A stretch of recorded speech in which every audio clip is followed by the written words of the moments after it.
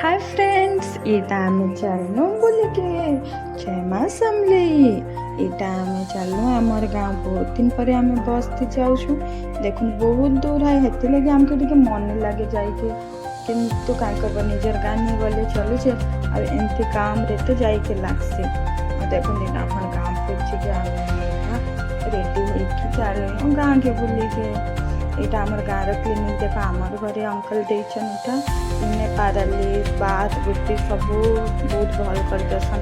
देख टेम्पू थी लोग सकाल पाइले आउछन, बहुत लोग आसन और बहुत भल होके जीवन काके जब जीवार अच्छे मत कहबे भल होके आगे ग्यारंटी होइता।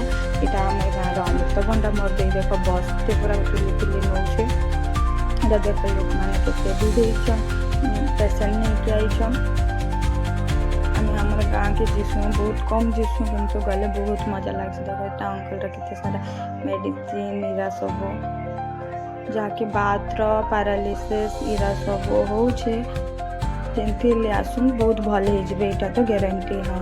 आईटा आम चलू बहन मैंने बुलिके क्या करब आमर के वीडियो करके नहीं लगे आम तीन बहन जन वीडियो कले आउ जने आउ जने मिस हो जाए।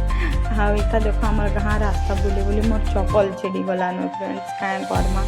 हाँ देखो ये हमार गाँ रास्ता मुझे जाऊँ। बाय बाय, भल लगे लाइक शेयर कर।